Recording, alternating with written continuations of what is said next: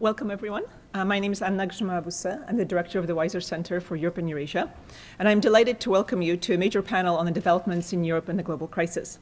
As you may have noticed, the original title of this panel was the Visegrad Four, a view from Warsaw, Prague, and Budapest. However, in the meantime, President Lasios Scholem was unable to attend due to illness in the family, and President Kwaśniewski just managed to tear his knee and requires surgery. However, we are delighted that this panel, much like the region, has reinvented itself, even if some of its borders and participants have changed. So in short, we have lost Budapest, but we have held on to Prague, and we have a new Warsaw. So we are very fortunate today to have two global leaders and active participants in European politics with us today. And so it is my great pleasure to introduce to you Senator Petr Pithart and Ambassador Witold Sobkov.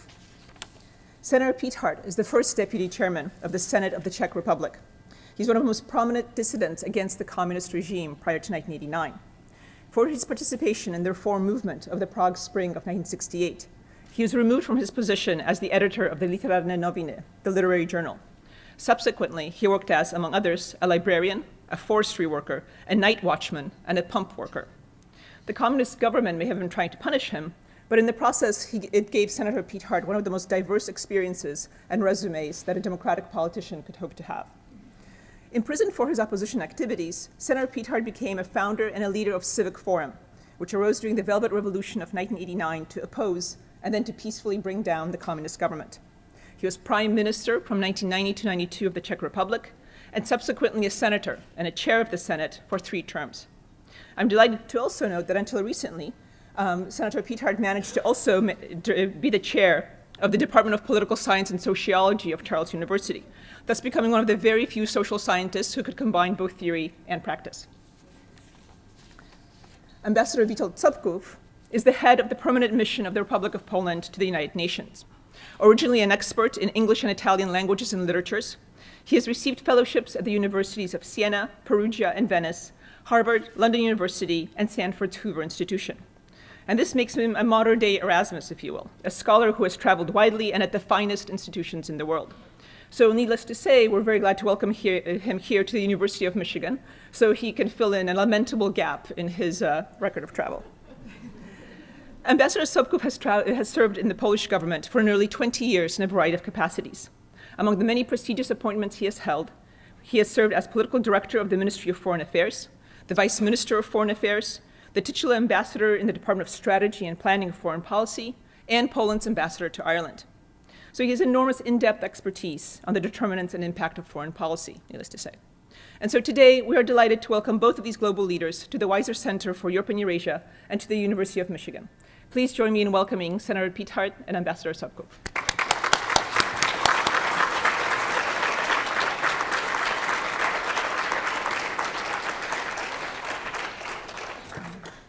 Senator Pithart will deliver the first speech, and then Ambassador Sobkov.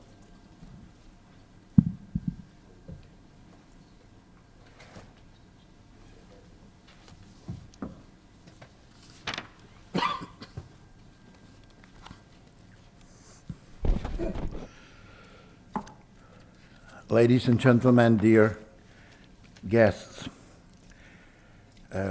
what I'll suggest to your rethinking is not a fully coherent lecture. It will be some remarks, of course, connected by common denominators, Central Europe and European crisis.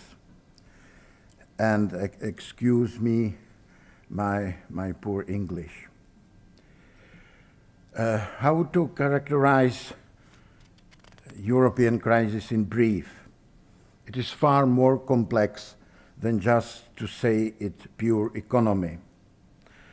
Firstly, as it appears, EU is too big, or it has grown too fast to be able to swallow its own variations and diversities, and moreover, to solve today their economic problems. Secondly, connected with the first item, Europe should start with enlargement sooner, and the process should go step by step, more slowly. The deepening of ties, now Eurozone, should start after the end of this process. Thirdly, the self-imposed rules have not been followed.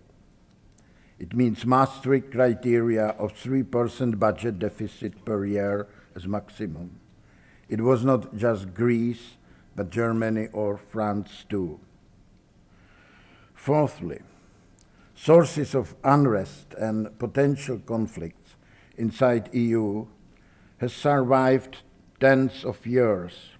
It means Macedonia versus Bulgaria and Greece, or Greece versus Turkey and Cyprus, and EU has not been able to deal with.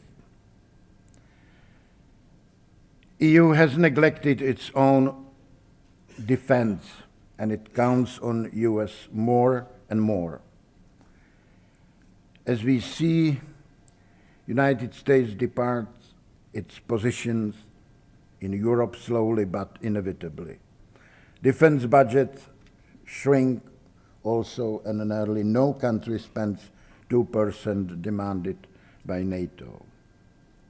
Deficit of democracy is everlasting.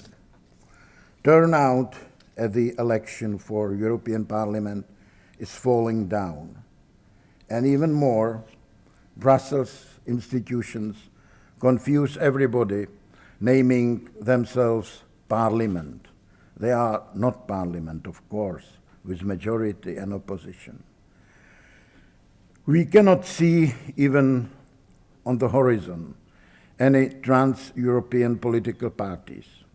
European superstate is a monster for some still, and dream never to be realized for others. I must say it is not on the present agenda.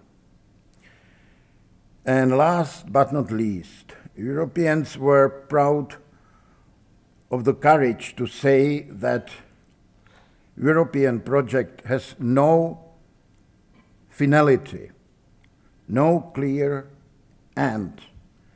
It is a question whether it is advantage even now in the globalized world where Europe, with her traditions, values, and specific non-economic priorities, has a little chance to keep up with newly growing economies. How the Visegrad countries respond to the economic crisis. The income gap widens nearly everywhere in the world, but in our countries it is caused not only by, say, logic of neoliberal economy or logic of capitalism in time of globalization, but injustice, also by injustice, also by fraud. We are failing in our attempts to eradicate corruption, which nowadays involves more political parties than individuals. The competition among political parties in the political market thus becomes unreliable, and we begin to hear desperate calls for democracy without political parties, or even without parliament, or hunger for brand new political parties consisting of entirely new people, preferably outsiders, ordinary people, as is the name of a new Slovak political party. However, we have so far always seen just another disappointment. The new parties are even worse. In addition to that, they are completely unpredictable. Czech original invention was the general advice to voters to give preferential voices on the party lists of candidates to those on the bottom of the list. And yes, several deputies were elected in this way. There are also increasingly louder debates about whether capitalism and liberal democracy have any alternative. Others speak with irony and bitterness of the need for rebirth of the capitalism. So what regime do we in fact have nowadays? What's its name? Although 20 years ago it seemed totally impossible, today we hear seriously meant questions about what Marx himself asserted, without the Leninist and in particular Stalinist interpretation, of course, and how concise his economic analysis was. But socialism, as known in Central Europe, is not strongly advocated today, and surprisingly, not even the dream socialism of the Prague Spring, which was called socialism with a human face. People do not believe in its performance, and there are still fears that when it finally proves to be unable to fulfill its promises in terms of welfare, it will again necessarily deprave into an undemocratic regime. Nevertheless, the utopia of the West, and it was the only utopia of the changes of 1989, utopia of honest capitalism, of hard work and self-denial, is over. The specificities of the Czech Republic. The crisis has not hit the Czech economy so destructively as, for example, the Hungarians. That's because banks are in good health without debt. They all bankrupted in the second half of the 90s after they had been forced to finance Václav Klaus' experiment with the privatization without capital, the voucher privatization or coupon privatization. Therefore, the state at the time of social democracy government had to bail out all of them to find foreign investors at the end of century. Although there is no even one larger Czech bank in the country, the Czech depositors trust the existing non-Czech banks. Czech Republic is an export-oriented economy which exports 80% of goods to EU countries, mainly to the Federal Republic of Germany. Providing the German economy does not stagnate or decline, we cannot be much worse off. Yet the present government, somewhat obsessively, they call it prevention, imposes budget cuts that destroy the middle class, pensioners, and families with children. Today, the Social Democrats would win a great victory in the elections, although perhaps not as great as the socializing smer of Mr. Robert Fico in the Slovak Republic weeks ago. If our Social Democrats allied with the Communists after the elections, which they have mostly rejected so far, they would be as strong as Mr. Fico and as Mr. Orbán in Hungary. Thus, the economic crisis in the Czech Republic polarizes the country's social and political scene, radicalizes public, students, trade unionists, as well as indeterminate, dissatisfied people, public at large, so that people gather on streets and squares and loudly demand uncertain, but in every case, radical changes, especially the exit of all politicians from their function. Just this week in Czech Republic is a week of, they say, massive demonstration organized by several newly emerged movements from radical intellectual left to populist without any positive program. We shall see. The government keeps introducing other harsh austerity measures, pointing to the deterrent example of Greece, but it fails to prevent the stagnation of the economy. And Greece, however, cannot and should not be compared with the Czech Republic.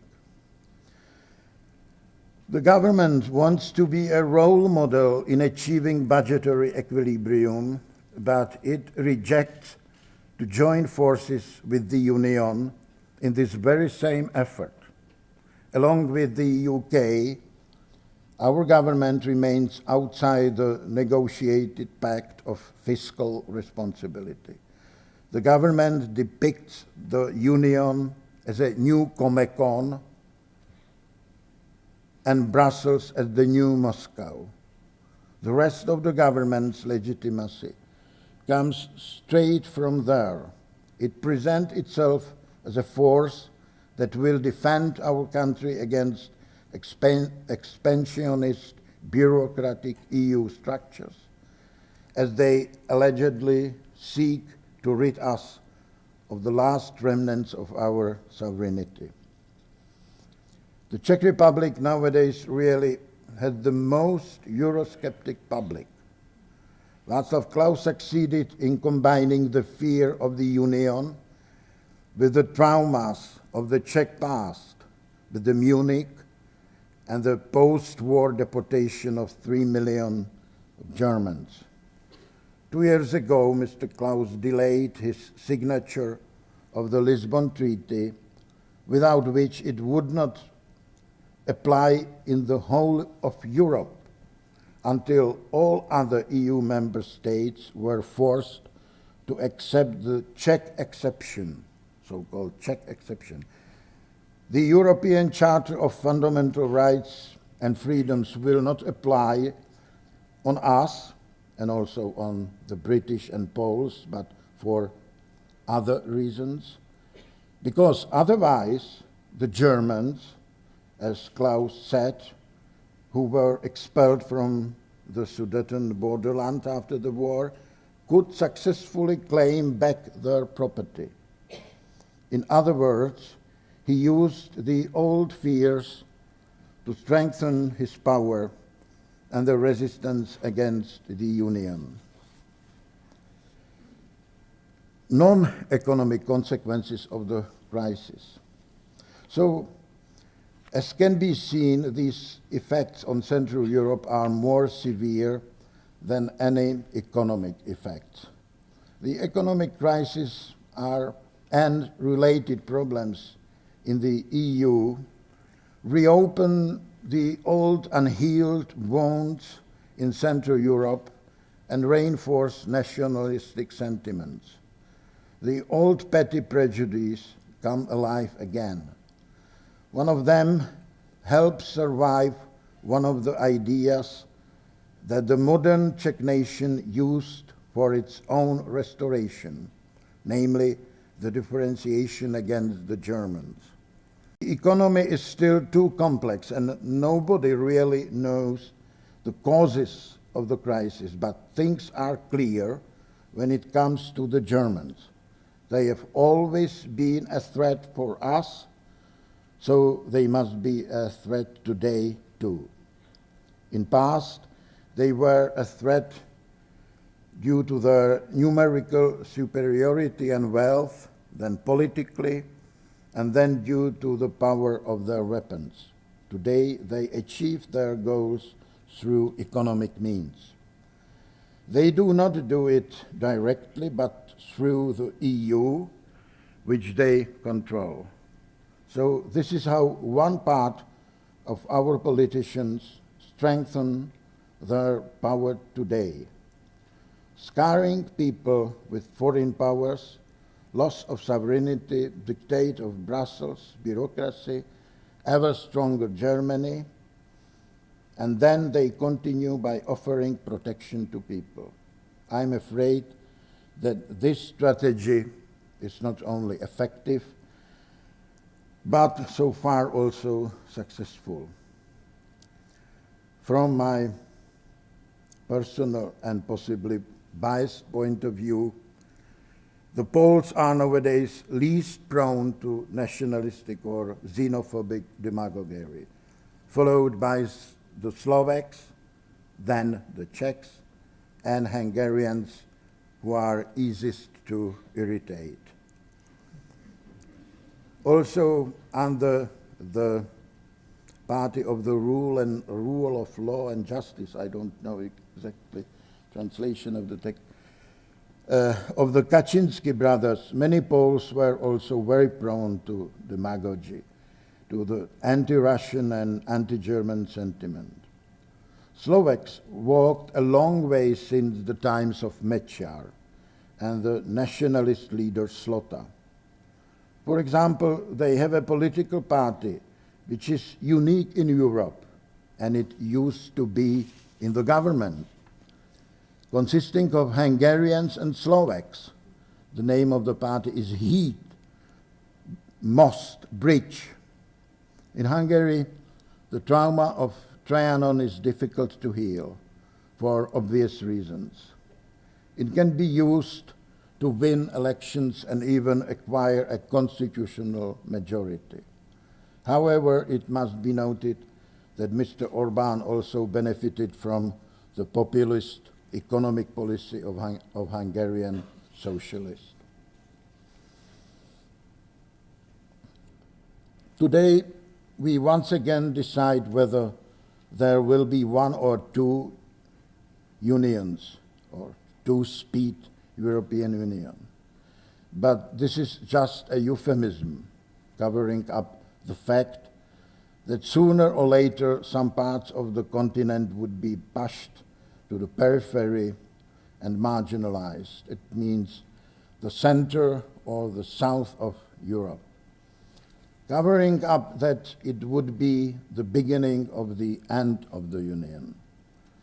However, the Union was originally established as a political project in order to prevent the Third World War. Many people have forgotten or do not want to know. For them, EU is only a device for prosperity, a mechanism to ensure more growth. The Czech government refused, as I mentioned, to endorse the Pact of Fiscal Responsibility, allegedly because it does not have to do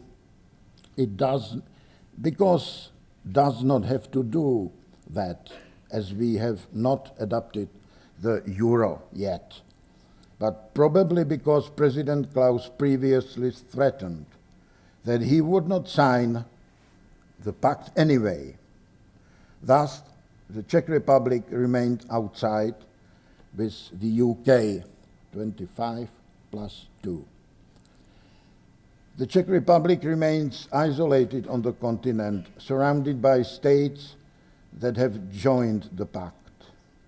The country is determined to hold a referendum about any possible future accession, although the pact is not a part of so-called primary law. It means that referendum is not necessary. Today, the referendum would, however, confirm the anti-union attitude of the government. At present, maybe up to 70% of respondents even prefer a withdrawal from the union. It is primarily the result of systematic anti-union promotion coming from present government and president. On the contrary, the previous center-right Slovak government of Iveta Radičová literally sacrificed itself for the Union, or rather for the Slovak contribution to the so-called Euroval, the European Bailout Fund. The Prime Minister combined the vote on the Slovak pro-solidarity approach with the government confidence vote, and she pre-negotiated that after the expected fall of the government, and thus with the promise of early elections, the Slovak Social Democrats, Robert Fico's Smer, would support Euro wall with the remnants of the former coalition government. The most popular politician in the country left politics, and she will apparently leave the country, they say, to teach sociology at Oxford. Some believe that she will return to active politics as a presidential candidate. The Union now keeps a close eye on Mr. Orbán's Hungary, not only due to the problematic law on Hungarian citizenships for members of the Hungarian minorities in neighboring states, but also due to the nationalization of private pension funds, which was used to save the country illegitimately from the worst debt. The Union also dislikes that a number of laws were raised to become constitutional laws, so that it would be much harder to change or cancel them in the future. Mr. Orbán's Fidesz has a constitutional majority in the parliament, which is otherwise highly unlikely to achieve. So Hungary may find itself, like Austria in the past, when Jörg Haider was in the government, in the difficult-to-be role of a reproached pupil, to be called to face the class and bear exemplary criticism and punishment. It's typical that the Czech Prime Minister, Mr. Nečas, raced to defend Orbán against the Union, preparing to punish the Hungarians, but he did not manage to convince the other two Visegrad countries, Slovakia and Poland. My honorable colleague undoubtedly much better describes the role played by Poles. However, this is my view. The Poles are nowadays clearly in favor of a strong Europe. They respect the critical role of Germany, and through the Foreign Minister Sikorski, they encourage Germany to be even more active in its leadership role within the Union affected by the debt crisis. The minister's recent expression of confidence in the strong Germany presented in Berlin was unprecedented, I suppose, in the Polish history. How to understand such a differences between the Visegrad countries? This is a speculation, of course. Only at interval more than 2 decades we can see how different the stories of the Visegrad countries in their relationship to communism were. See, just different was the acceptance of communism between Czechs and Slovaks in one single country, Czechoslovakia. And how different were the journeys from communism. Also, only gradually we reveals how at least some Western statesmen were actually secretly reticent or at a loss to the fall of the Iron Curtain and its consequences. See, unification of Germany during the Year of Miracles. We lived here all in the illusions aroused by Western public opinion and media being on our side. The key word for understanding those differences is a term path dependency.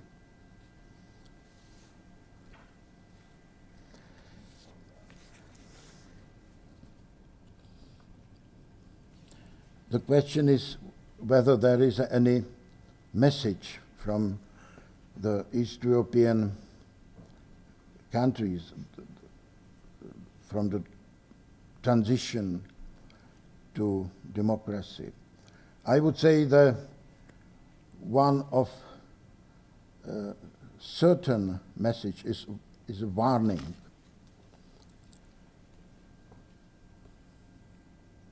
My question is how we were prepared for the crisis. Consideration have recently appeared that the post-communist countries, in particular Czech Republic, yielded to neoliberal concepts more than other liberal countries. There was no antidote here. On the contrary, the experience of socialist planning made local economists and politicians more submissive, more trusting to simple recipes from the so-called Washington consensus. In particular, as regards the degree of deregulation, privatization, and especially as regards speed or the shock nature of changes. The dogmatically pursued imperative of deregulation led, in effect, to the fatally inadequate legal framework for the introduction of market mechanism and mass privatization. Widespread informal economy, or they say gray economy or black market, which paradoxically prolonged the life of the previous regime, acted as a fertile ground for the seed of neoliberalism. You have to know that the informal economy involved not only retail and services, but even sphere of the state enterprise too. State enterprises exchange not only missing material, but they behave like as the market existed. But it was market without rules and without responsibility. Widespread, all this was and still is reflected in particularly high levels of corruption and clientelism, and also the boom of gambling. The Czech Republic has the largest number of golf courses per capita. You know, golf in my country is a sport for rich people, as well as gambling clubs and casinos per capita in the whole of Europe. Being leaders in such categories speak for itself. The authoritative advice coming from the Washington consensus was perhaps more suited for countries eliminating authoritarian regimes that do not destroy the market and legal frameworks, but not for lands that were subjected to the destructive experiments of totalitarian regime in the 50s. The emphasis on deregulation supported the widespread notion of the communist state being God knows how strong. In fact, the state's interventions were far-reaching, and the state has had ambitions to control everything, if possible, yet it was inefficient and often helpless. The state gave the impression of power through repression, but it was unable to even guard its own property, which was gradually shrinking due to the grey economy. The slogan, "Who does not steal, steals from his own family," dominated public opinion.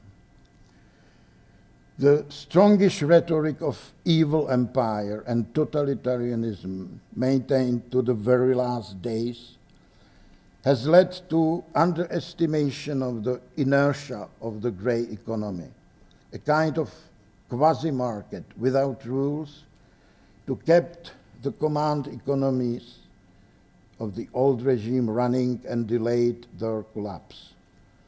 The deregulation and the emphasis on the pace of change has inevitably led to a fatal delay in the creation of legal frameworks. I dare to say that this delay will not be caught up with any soon, because the political and economic life has already been permeated with clientelistic structure. On the other hand, there are some signs of changes for the better. I mean, rise of authority of some elite elements of civil society, for example, Transparency International, Public Against Corruption, and others. There are also some important and promising personal changes in the Office of Highest Prosecution, and I have to appreciate our investigative journalists into our main dailies. So it's no time for resignation. Thank you for your attention.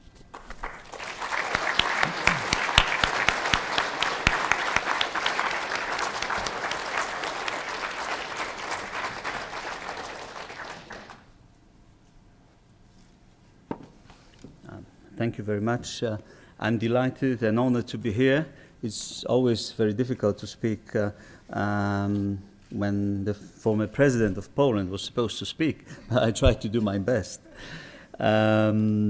Perhaps I would not like to repeat a lot of things that my distinguished predecessor said, because a lot of things unite us, the Czech Republic, Poland, in our approach towards the European Union and all the matters that have been discussed here. So I will concentrate on Poland, first of all, and I will start with perhaps a bit of history after '89, what happened in the '80s and after '89, and what happened in Poland, and why Poland is successful, because we have an economic and political success in Poland. And then I will speak a little bit about the EU crisis, and perhaps the role of big countries like France, Germany, Britain, and Poland in this equation. So let me start with what my predecessor mentioned a few minutes ago, that a common fallacy in the world was Central Europe or Central and Eastern Europe as one homogeneous block of countries, because we are all different in many respects. Poland was different because we had the strength of the Catholic Church. First of all, about 93% of people go to church and they are Catholics. So it was not possible to impose communism on the Polish society to the extent that was done in other countries, because even the Communist Party had to change its statute in Poland and enable people who are members of the Communist Party to go to church, because if not, it would have happened in a disaster, a revolution. So the strength of the Catholic Church, and John Paul II, of course, had his role to play, and his first visit to Poland in 1979 played a major role in all the changes in Poland and in the region. So the strength of the Catholic Church. And then private enterprise, or so-called private initiative in Poland. In Poland, more than 70% of land during the communist times was in private hands, not like in the Soviet Union that you had sovkhoz, kolkhoz, etc., collective farms. More than 70% was in private hands.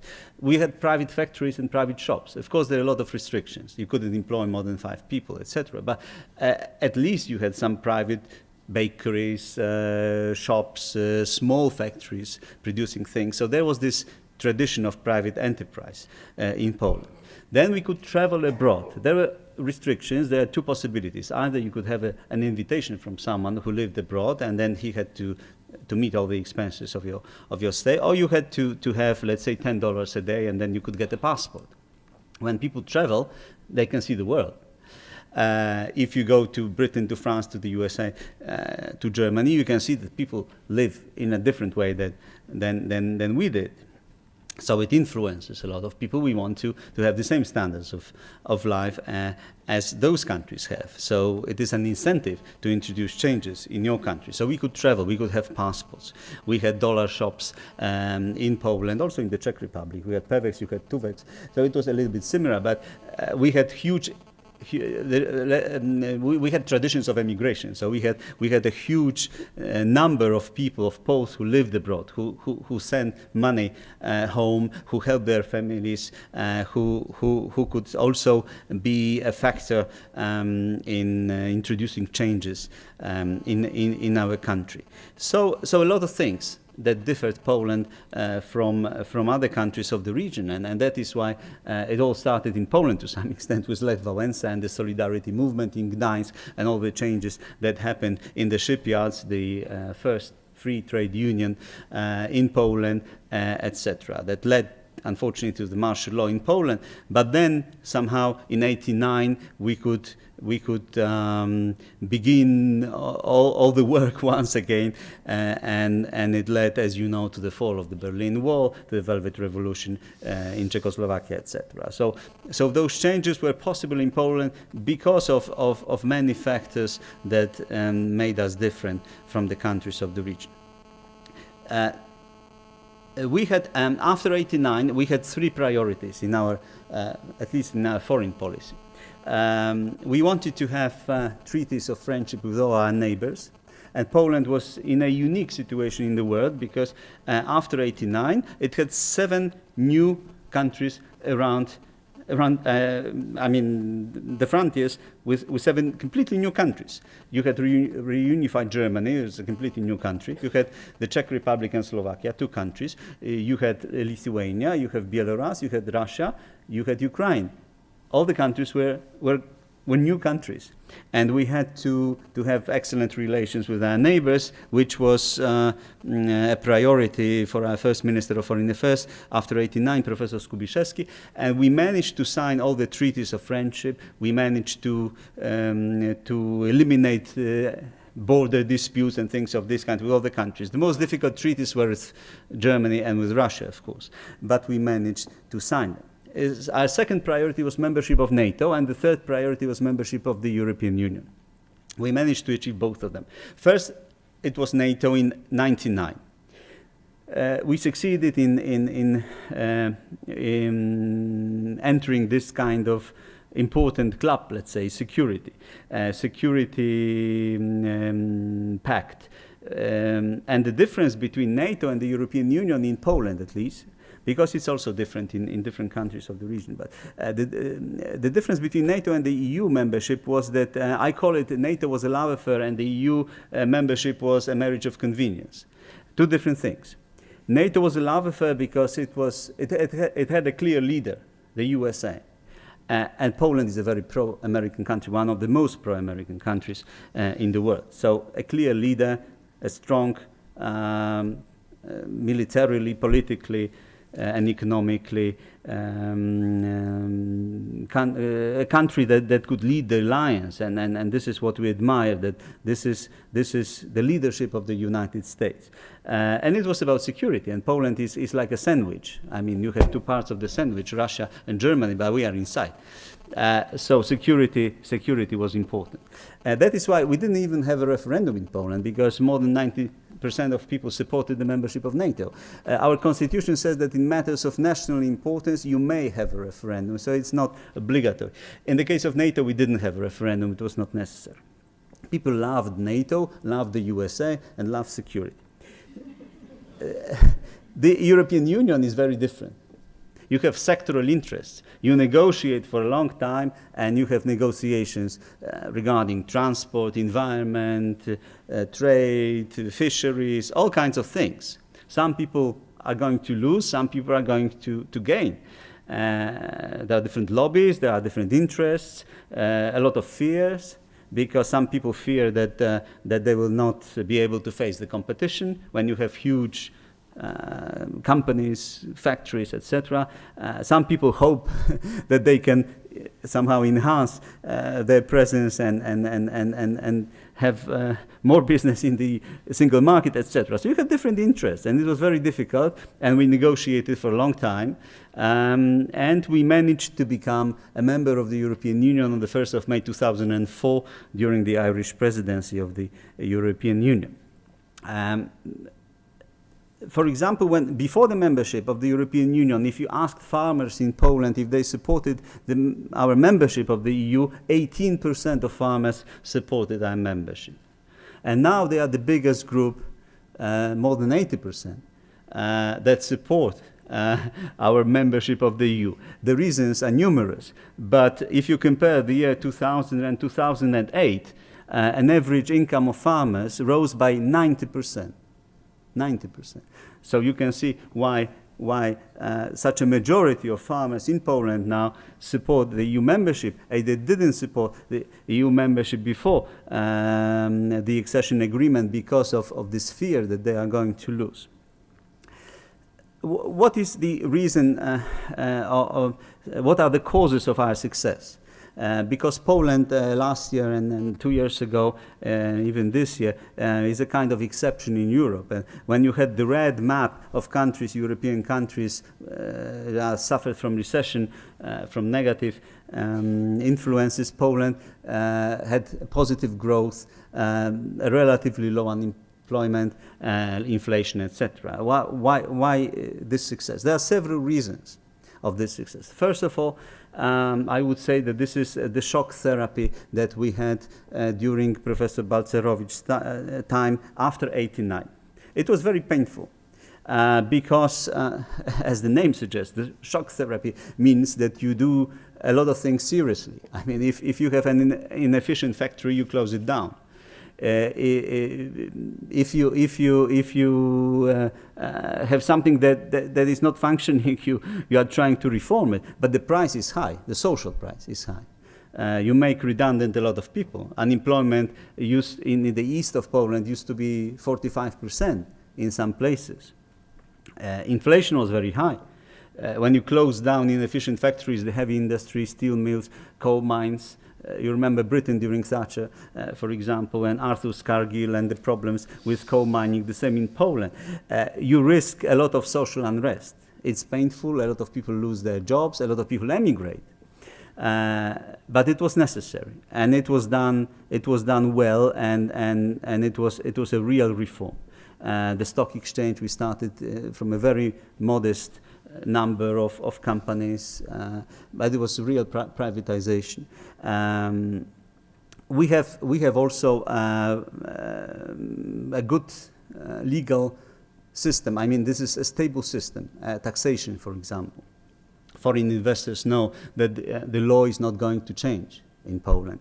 And if it changes, it will not change drastically. So there is this stability for investors. The foreign direct investment in Poland is huge. I don't have the latest statistics, but I remember in 2007 it was 16.6 billion euro, just 1 year. So it's a huge investment. So this was one of the reasons, the reforms. Another reason was the EU membership, of course. Cohesion and structural funds, an enormous help from the European Union, the European solidarity. In the first 2 years of our membership, we got 12 billion euro, and in the next 5 years, 68 billion euro, which means we could build roads, bridges, highways, stadia, etc. So there was money to do it. And the third reason, I think, are remittances from abroad. Because, as I have just said, we have lots of millions of Poles living abroad. And they send money and they work. Now in the European Union, they do not need any work permits. We are in the Schengen zone, which means visa-free travel. They can work wherever they want to work. So in the first 4 years, they sent 24 billion zloty, which is something like $8 billion. Remittances, extra money that got to Poland. And maybe the last reason is that we are optimists, and optimists spend money. And if you spend money, the domestic consumption, the domestic demand is huge, and we have never felt any crisis. I mean, people keep buying TV sets and cars and houses and everything. We didn't have this credit bubble. My predecessor mentioned the banks. It's the same in Poland. I mean, one of the reasons was that the banks, foreign banks, were cautious in Poland because this was an emerging market, a new market. So they couldn't do what they did in Italy, Spain, France, Germany, because they were cautious. And because they were cautious, they didn't give people credits, 110%. Everyone could do whatever he wanted to do.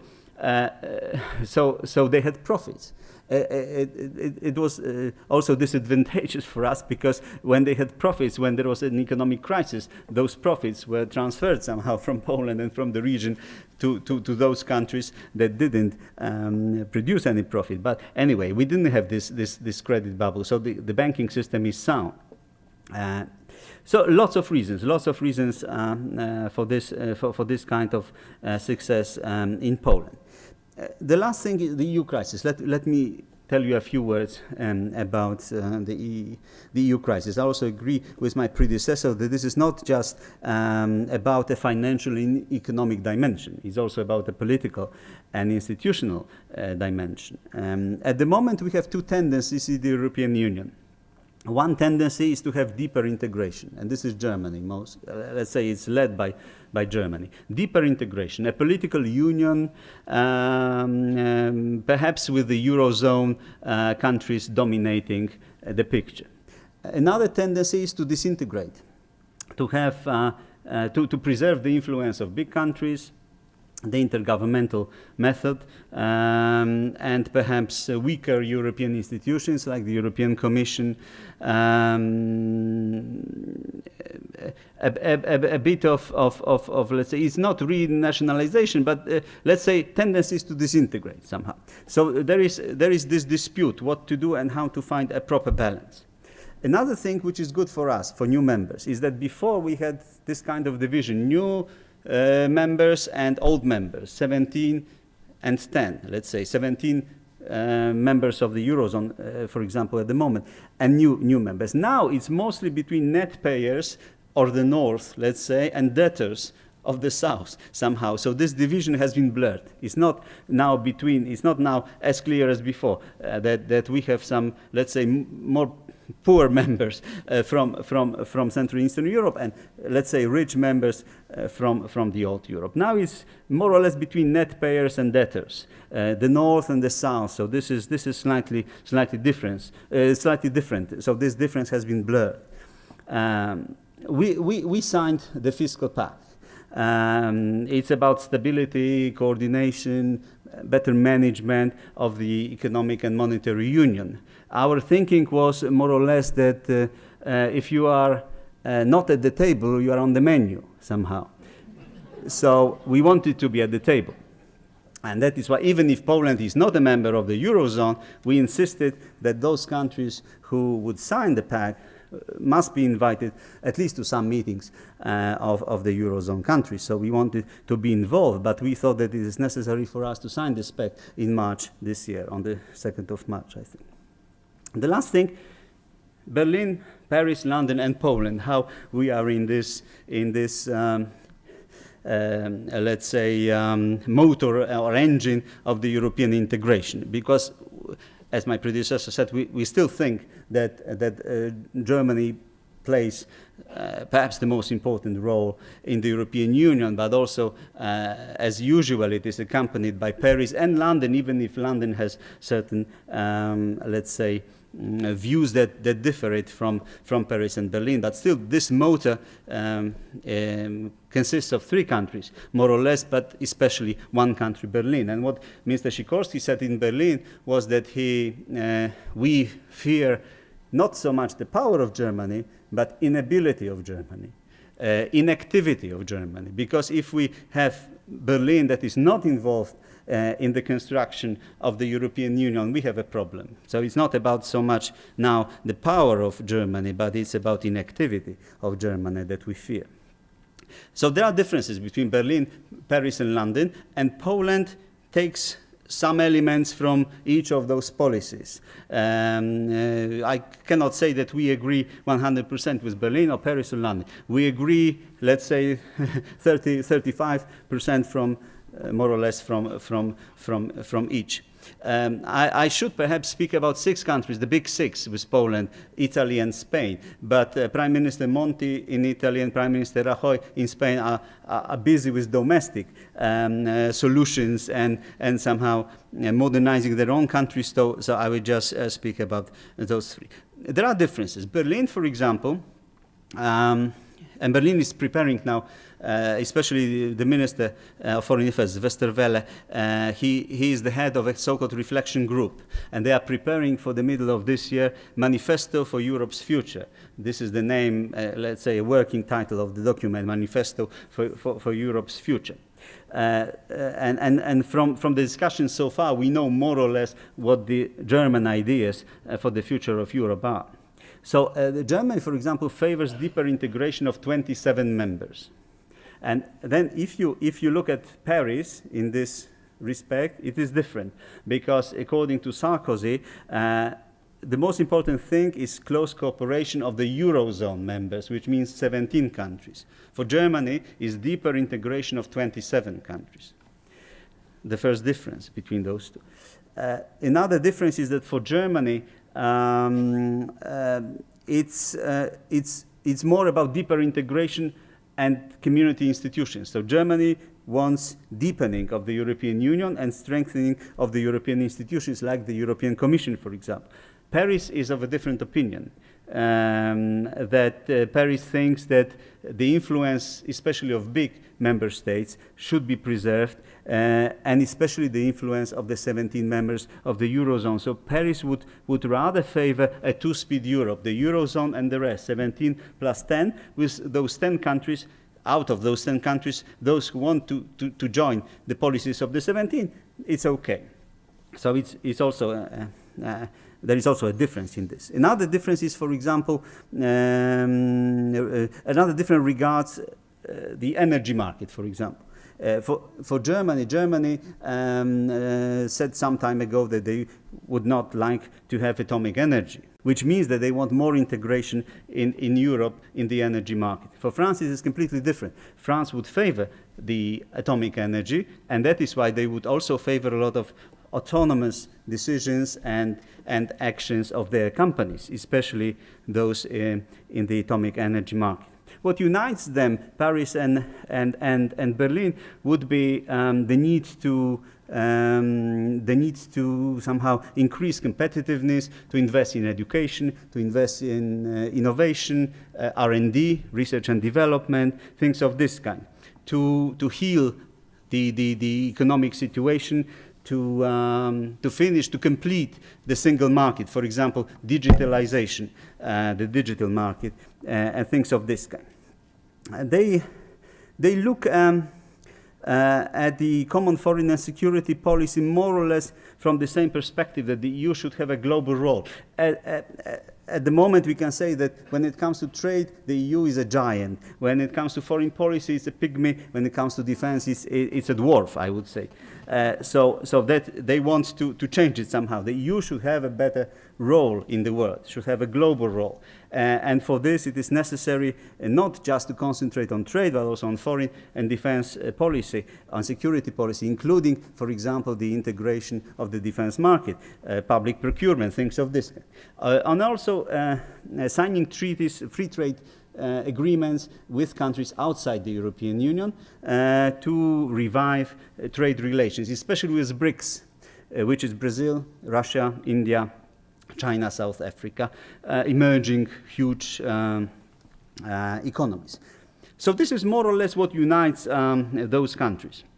The United Kingdom, Britain is slightly different in this because it has always been a special case, having special relationships with the USA, the Commonwealth, and also special relations with those countries, a lot of attachment to the single market, to the City of London. They don't want treaty changes. They concentrate on, like Germany and France, on R&D, on innovation, competitiveness, but also on climate change, on human capital, more liberalization of trade, things of this kind. What unites us somehow, let me say what Poland takes from all those three. We agree with Berlin that the cooperation should be done in 27. We don't want a two-speed Europe or a multi-speed Europe. So for us, Berlin is right, deeper integration of 27 countries. Another thing is, we also agree with Berlin that the European institutions should be stronger, because for weaker countries it is important to have strong European institutions like the European Commission, for example. So this is what we also share with Berlin.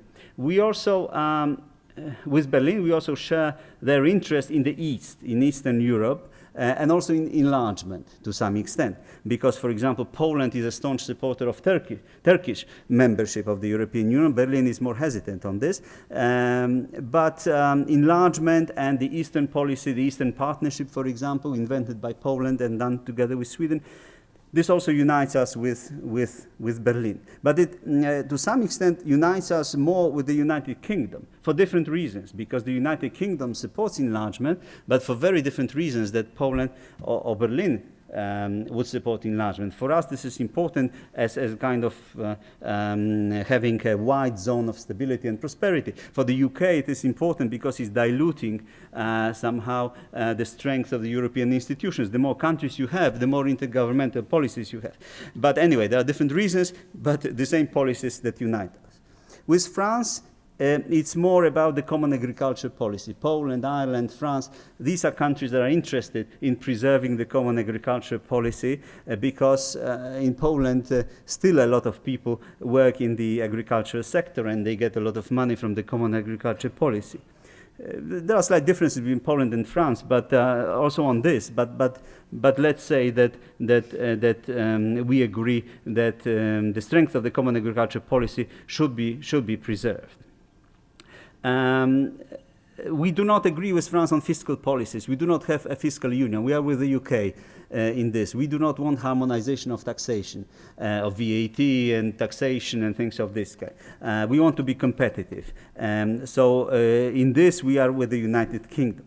So we take from all those, let's say, policies something that is in our national interest, and our position and our policies towards Europe or towards the European Union are let's say a combination of different interests of different countries, but first of all they must be in the interest of Poland, and that is why we are eclectic in this, and we want to do our best to secure our national interests and also to preserve our excellent economic situation. So perhaps I will stop here, and if there are questions, I will just try to answer all of them. Thanks.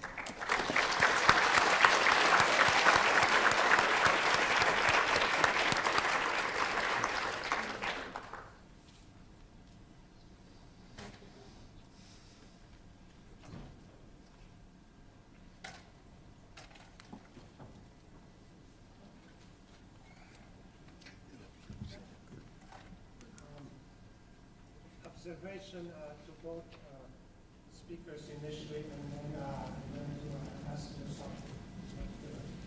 Europe has shown a historical tendency to elude itself. And it is, I'm afraid, doing again. French felt secure behind Maginot Line. Premier Chamberlain thought that he has obtained a peace agreement with Hitler. Western Europe, with the help of Americans, thought that dividing Europe will lead to stability. Former President Václav Klaus, in 2000 in Hillsdale College, repeated his warning that initially European Union is going to be about integration, and then later it is going to lead to unification. Both speakers avoid using the word unification, but they talk about European Union. I find this to be very curious. Talking about unification, a month ago, Professor Diego Marani was here at U of M. He happens to be not only the author and creator of Europanto language, but he happens to be a member of European Union Commission for Languages and Culture. I'm getting there. And his point was that national cultures and languages are impediment to a further full unification. So therefore in Poland, Ambassador Sobków, the question really is about not political developments, but about the developments that weaken traditional Polish culture. My question is, do you think that not giving TV Trwam a digital license, proposing that number of history lessons in high schools is reduced by 60%, now creating a problem with the church by breaking the concordium, if I am pronouncing it correctly, and asking a church to be responsible for its own finances. Does this not weaken traditional Polish culture, and that in itself is not in the interest of Poland or other countries who undermine their own traditional cultures in face of likely move towards European unification? Ambassador Sobków? Yeah, shall we do one by one? Okay. Thank you. Yes, thank you for the question. Yes, I didn't use the word unification because we have never thought about the so-called the United States of Europe. This is very different, and you have mentioned rightly national cultures, languages, etc. So it's more like a confederation and not a federation. And we have never aimed at having the United States of Europe. Of course, closer European integration, political integration, it has risks, but it has also advantages. So this is a matter of balance. This is a decision of the politicians, what to do. And politicians are democratically elected. I am just a civil servant, so I'm an unelected official, let's say. So I do not just follow, let's say, the line given us by politicians, but we have never talked about the United States of Europe. So more integration, but respecting national cultures, and of course some things are not a matter for the European Union, like questions of moral values, for example, things like I know abortion, euthanasia, etc. This is not a matter for the European Union, but this is in the treaties. Things that you have just mentioned, like the TV Trwam, education, church finances, they have nothing to do with the European Union, simply. These measures are not imposed by the European Union, so these are just the policies of certain institutions and of the government, so they have nothing to do with the European Union, simply. So we cannot say that this is the influence of the European Union. Each institution in Poland must abide by the rules, and the government and some bodies, institutions just make sovereign decisions regarding those matters. So any decision on those things that you have just mentioned were not imposed by Brussels or by the European Union.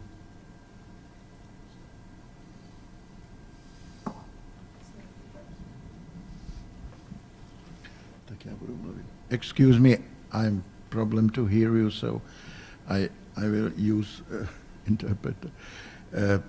Nemáme pocit v České republice, že Evropa ohrožuje naše kulturní hodnoty. So in Czech Republic, we don't have a problem that we don't feel that Europe would kind of be harming our European our culture. Kulturu a národní tradice ohrožuje masová kultura, ale to není vynález Evropské unie. Ohrožuje ji komercionalizace a všeobecně vzato televize. To také není vynález Evropské unie. So the culture is more under attack by the mass culture and television than by any other European Union or other means. Souhlasím se svým polským kolegou.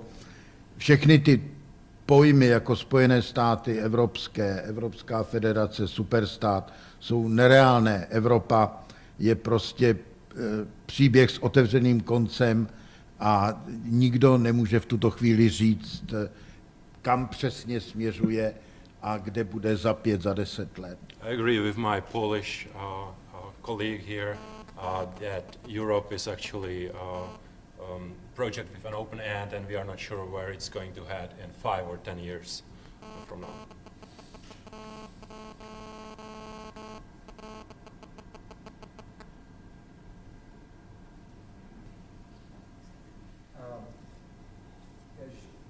I think you might know, I spent some time in Slovakia, and at a time when the transition was taking place, they were entering NATO, you had just entered NATO.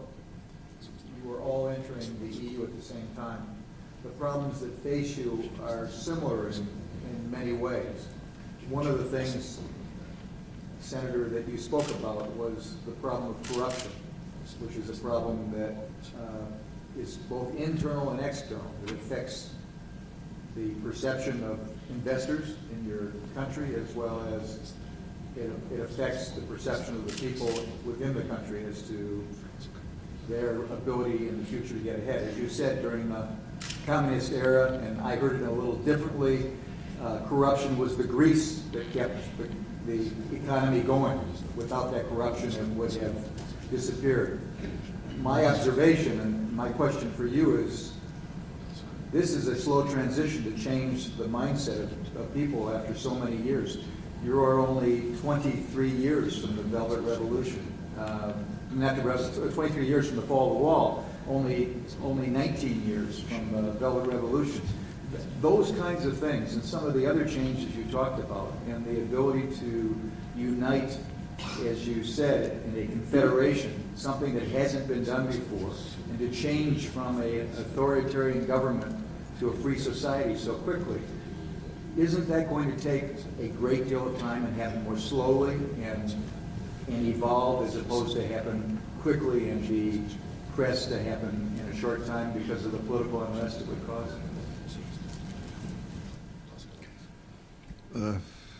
Říká se, že Spojené státy jsou unikátní v tom smyslu, že to byla dříve občanská společnost než stát.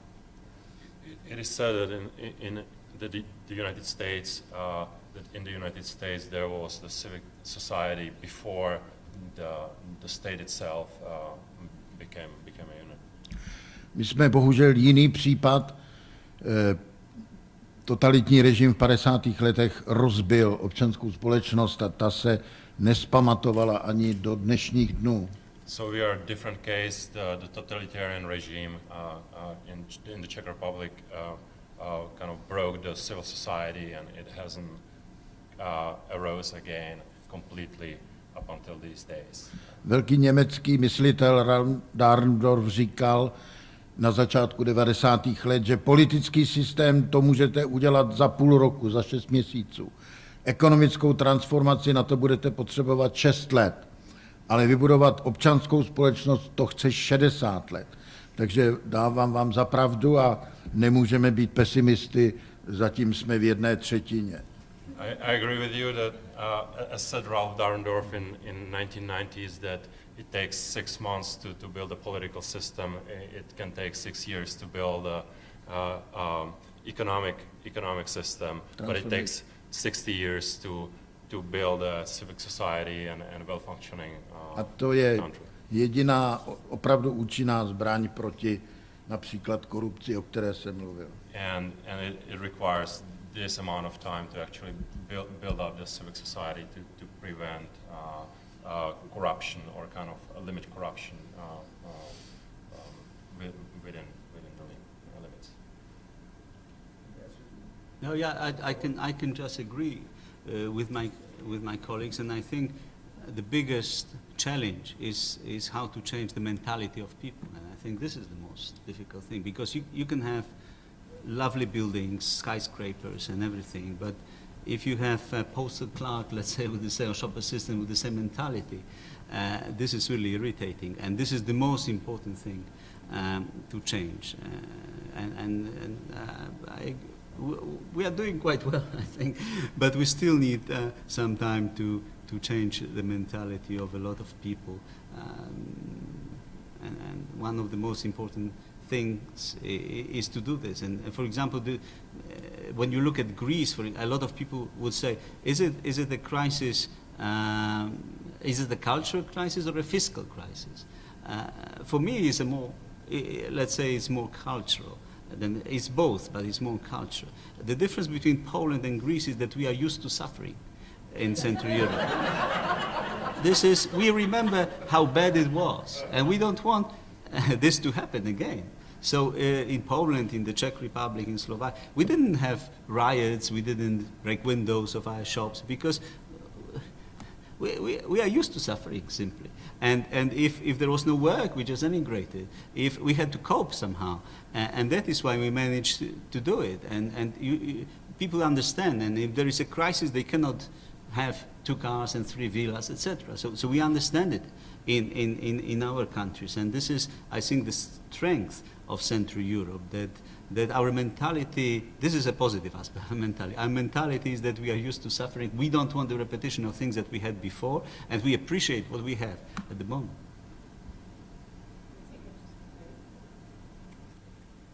President Kwasniewski was here last. He talked about a fear that he had for Central Europe, that the split between pensioners and people whose system of support had deteriorated with the Velvet Revolution and capitalism, growth of capitalism, were coming anyhow far apart from the younger generation, which was finding its way toward some degree of economic success. And he felt that there was a significant threat to Central Europe. We're facing an election built around much the same term, with Occupy Wall Street and the 1% and 99%. And I wondered, with the economic discussion that we just had in the last few minutes, whether that fear had played out in Central Europe or whether things are more stable.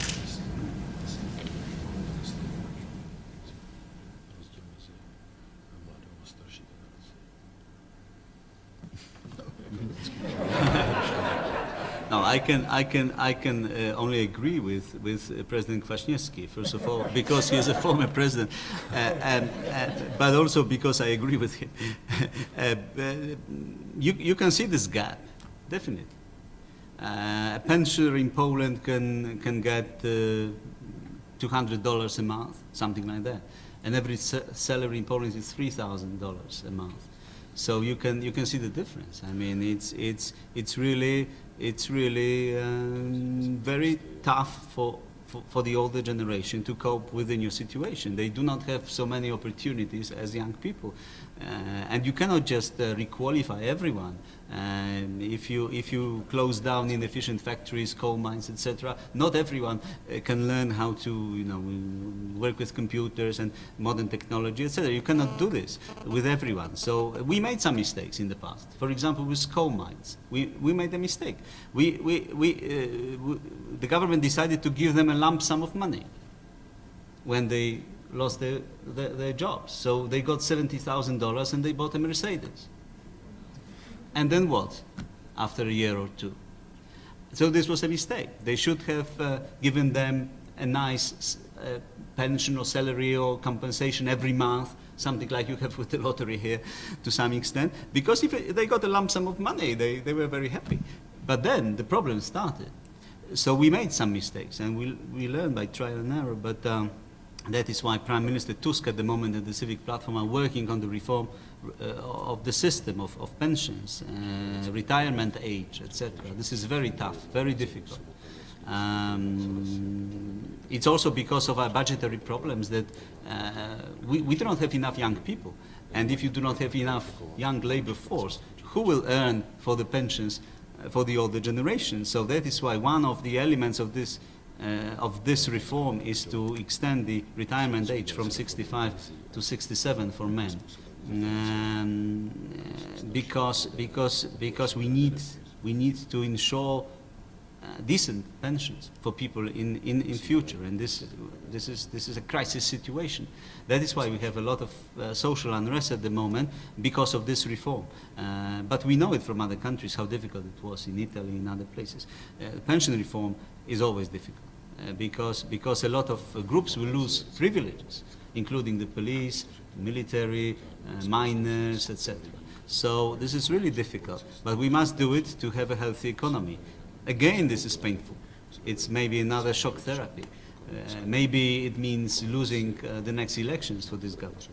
But if we don't do this, we will be in a worse situation. So, but this gap is visible. It's not as visible as more towards the east. If you go to Moscow, you will see huge differences. But in Poland, yes. And in Poland also you have differences between the west and the east. The west is more affluent, and the east is with more unemployment and less developed, etc. And you have regional differences, and this is very bad.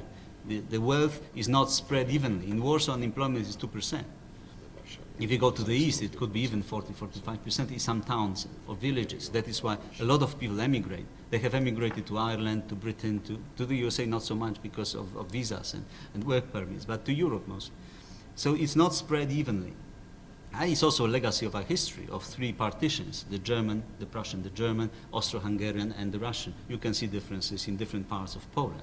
The best part is, let's say, economically developed and very orderly and tidy, etc. is the western part, of course.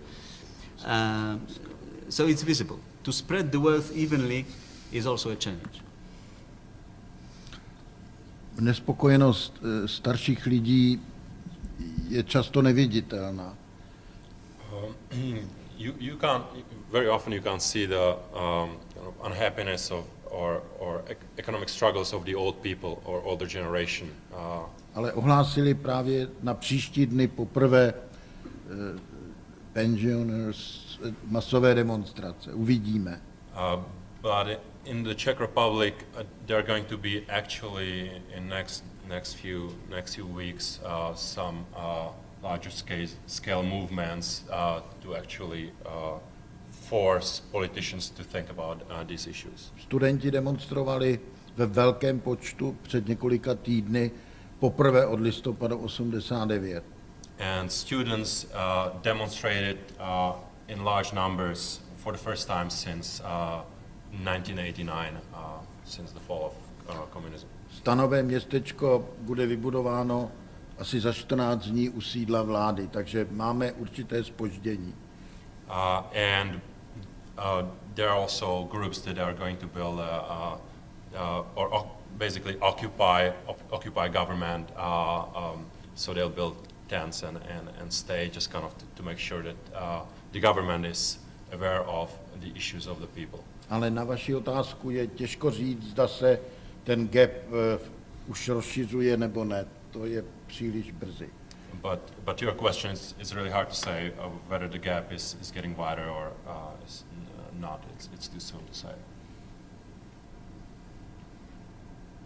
Please join me in thanking Ambassador Sokol and Senator. Thank you very much.